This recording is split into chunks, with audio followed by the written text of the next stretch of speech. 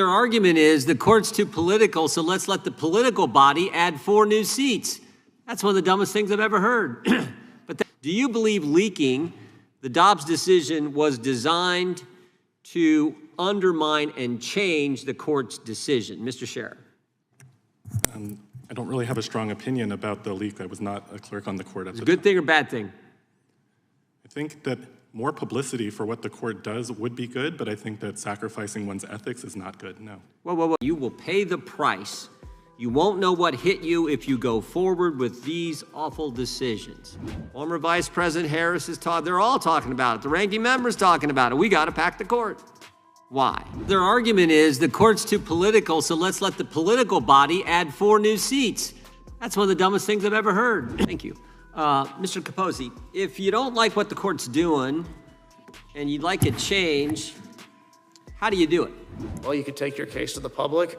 You can build up a record of opposition. You can advocate for change. You know, the conservative legal movement did that after Roe v. Wade, for example. Yeah, you go make the argument and you win elections, right? You win the White House, you have a majority of the Senate. That's how the court's figured out. Straight from the Constitution. But no, they don't want that. We now recognize the chairman of the full committee, Mr. Jordan, for his opening statement. Thank you, Mr. Chairman. I want to tell you, Gorsuch, I want to tell you, Kavanaugh, you've released the whirlwind, and you will pay the price. You won't know what hit you if you go forward with these awful decisions. Chuck Schumer, March 4th, 2020. Highest-ranking Democrat in our government threatening a separate and equal branch of government. And if you doubt it's a threat, just remember where he made that statement, on the steps of the Supreme Court. And that threat began the 6-year assault on the court by the Democrats. Started with that threat, then you had Senator Markey say the court's illegitimate. Well, how is that? Every justice I know in the court was actually confirmed by the United States Senate. That's how our Constitution works. How could it be illegitimate? But Senator Markey thought it was. Then we went to something that's never happened. The Democrats leaked the Dobbs opinion in 2022. You talk about trying to undermine a separate and equal branch of government, start leaking the opinions. That's what they did, which resulted in protest at justices' homes, which, by the way, the Justice Department at the time, under the Biden administration and Attorney General Garland, refused to enforce the law. 18 U.S.C. 1507 says you can't protest at a judge's home. And they refused to enforce the law, which, of course, led to some crazy guy going to Justice Kavanaugh's house with the design to kill Justice of the Supreme Court.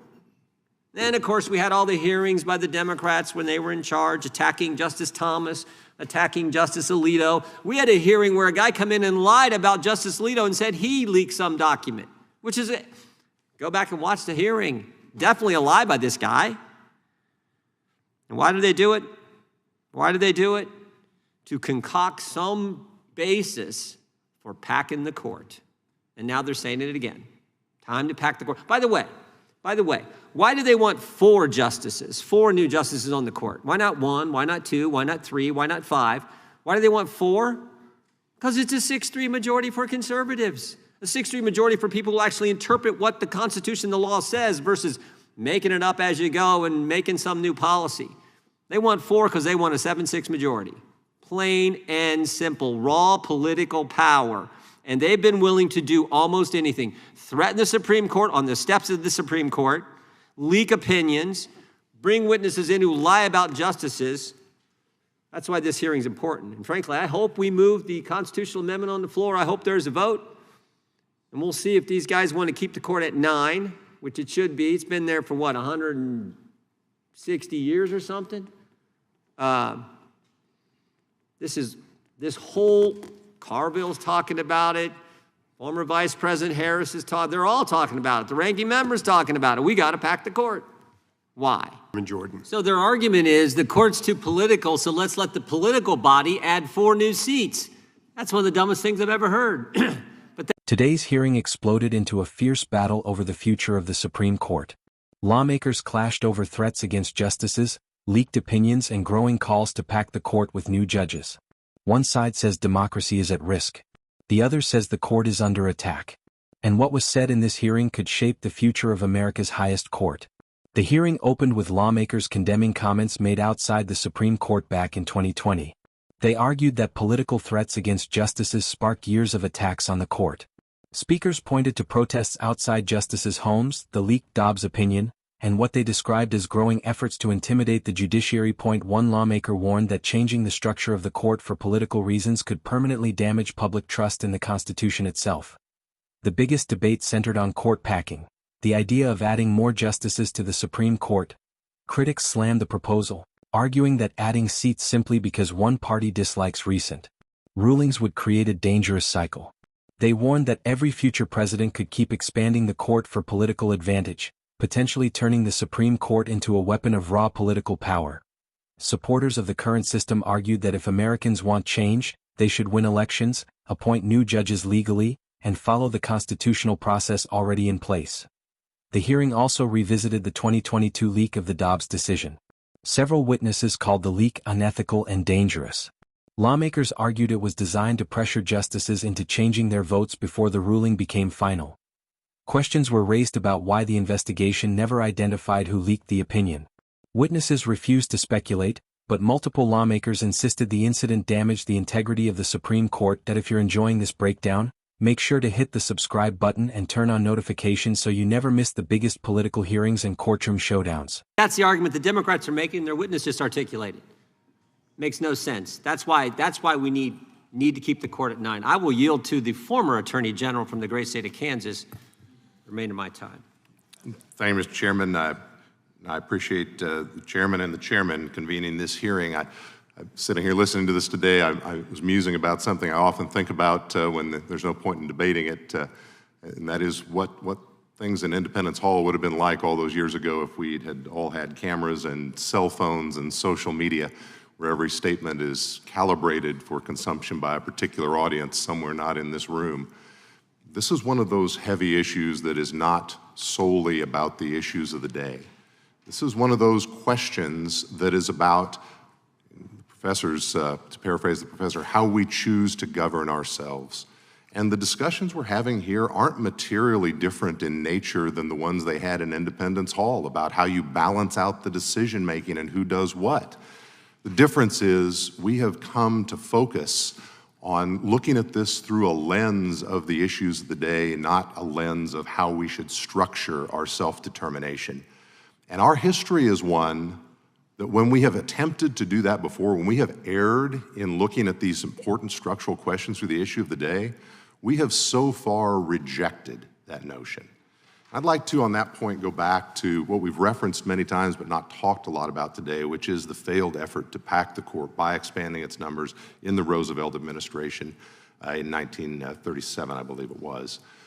You know, remember the context of that time. It's been mentioned by Professor Ross and others about the court overturning a number, modifying and reversing its view in some cases on the appropriate limitations on the constitutional powers of Congress to act in the economic space in particular. But remember what was happening politically. Less than a year before, there had been a presidential election in this country, and Franklin Roosevelt was reelected. And these issues were central in that election. I wasn't alive then, but it's a little personal to me. The Republican nominee for president that year was Alf Landon. He's from my little hometown of about 9,000 people.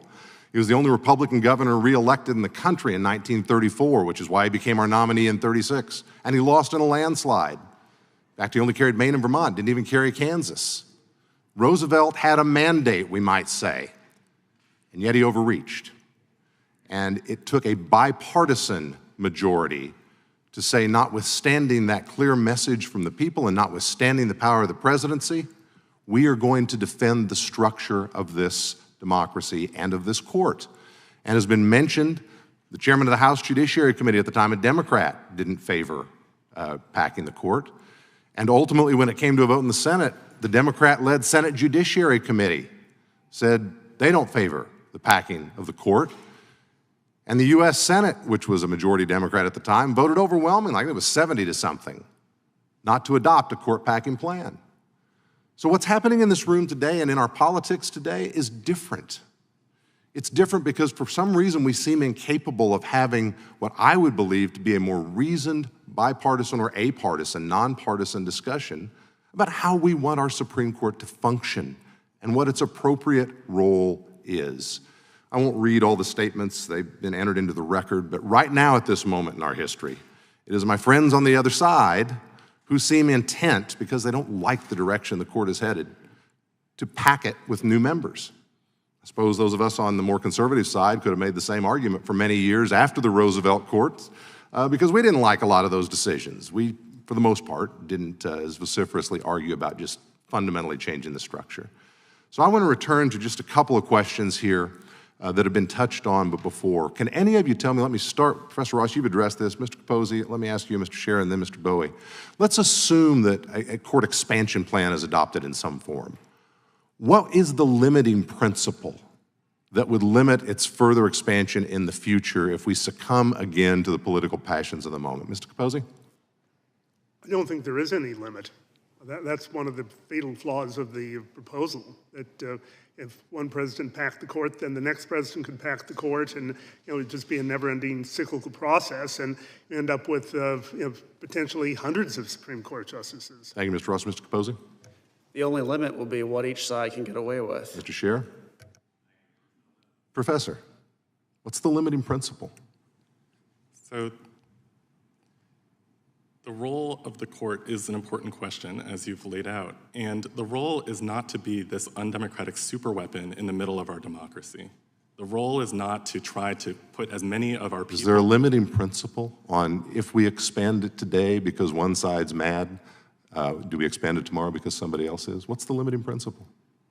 Putting justices on the court for their own sake is not a good idea, nor is changing the size of the court simply because 9 is a better number than 8 or 10 is a better number than 9. Thank you, Professor. I yield back. I'm out of time. I appreciate that. Thank you.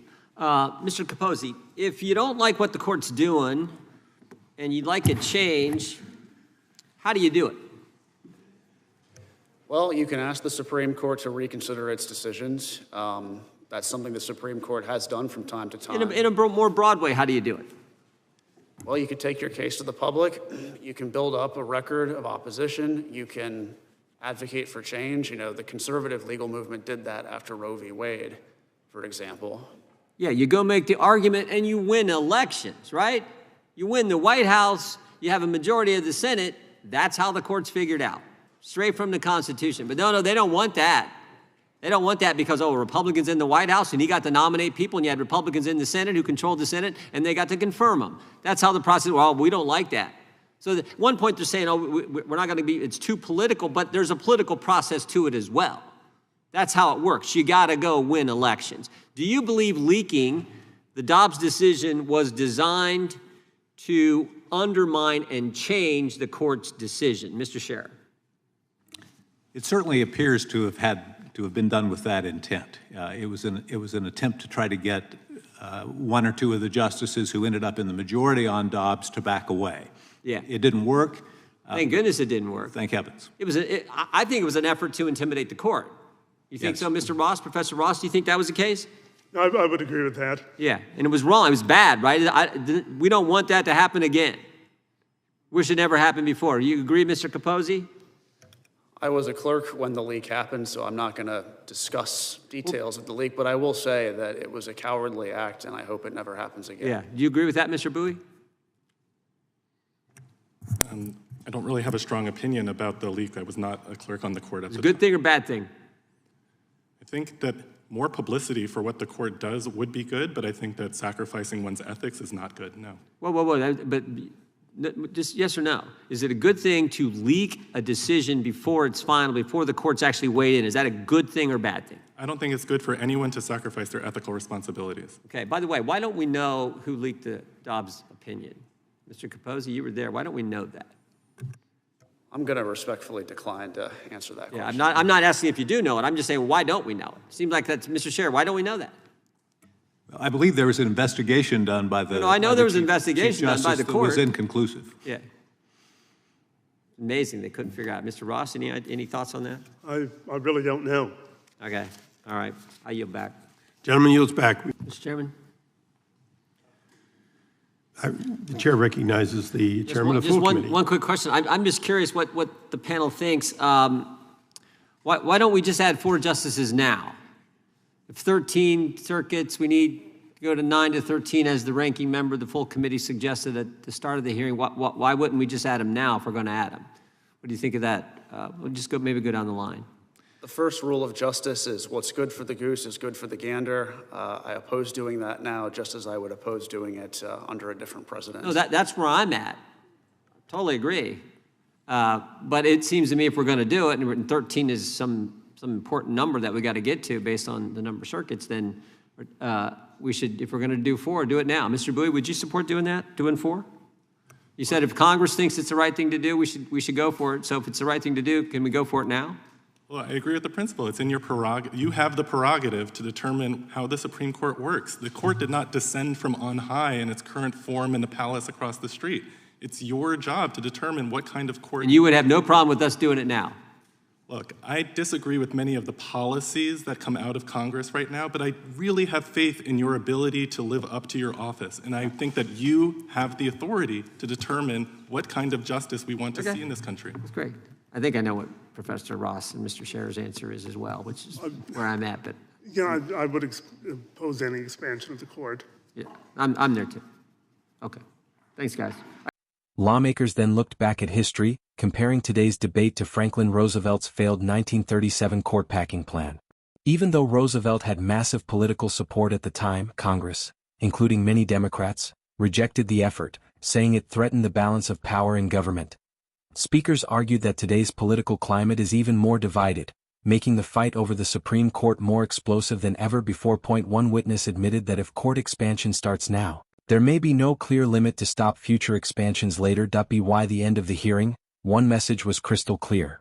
The battle over the Supreme Court is far from over. Some lawmakers believe expanding the court is necessary to rebalance power.